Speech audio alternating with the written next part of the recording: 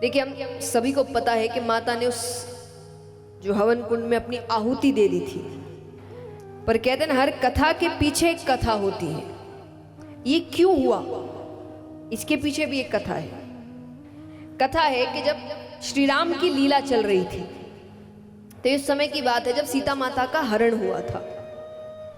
तो श्री राम बहुत दुख में थे, पागलों की तरह वन में घूम रहे थे, वृक्षों से पूछ रहे हैं सीता कहाँ है। तो ऊपर सती माता और महादेव जी देख रहे हैं। तो सती माता ने महादेव जी से कहा कि जिस भगवान की आप पूजा करते हैं ये वही है। महादेव जी ने कहा, अब उनको भरोसा नहीं हो रहा। वो कह रहे कि आप जिनकी पूजा कर रहे हैं उनको तो सब वो ऐसे क्यों घूम रहे हैं जैसे उनको कुछ पता नहीं है कि वो साधारण से मनुष्य है। महादेव जी कहे ये लीला है उनकी, आप चिंता मत करिए, वो लीला कर रहे हैं। पर माता को विश्वास नहीं हो रहा, भोले बाबा के समझाने के बाद भी विश्वास नहीं हो रहा। तो भोले बाबा ने उनसे कह दिया कि अगर आपको विश्वास नहीं है तो आप परीक्षा ले लीजिए।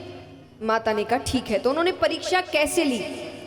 माता ने सीता माता का रूप लिया और श्री राम के सामने गई। अब वो साधारण होंगे तो सीता माता समझ लेंगे उनको, तो सीता माता बनकर जाती है। जैसे ही सामने आई, श्री राम उनके चरणों को देखते हुए कहते हैं, प्रणाम माता, बाबा कहाँ है? सती माता को अपनी गलती का एहसास हुआ। अब वो जाने लगती है, पर उन्होंने फिर मुड़कर देखा। श्री राम समझ गए कि उनको चिंता हो रही है, तो उन्होंने एक दृश्य दिखाया सामने कि श्री राम चल रहे हैं, सीता माता चल रही है, लक्ष्मण जी चल रहे हैं। तो श्री राम ने उनको मानो ये समझाया हो कि आप चिंता मत करिए, सीता ठीक है, ये सब लीला हो रही है। लेकिन इस परीक्षा का परिणाम क्या हुआ? क्योंकि वो सीता माता का रूप ले चुकी थी और महादेव जी श्री राम को मानो अपना भगवान मानते, अपना पिता स्वरूप मानते हैं। तो सीता माता कौन हुई? उनकी माता। अब वो सती माता को एक पत्नी के रूप में कैसे स्वीकार कर सकते हैं?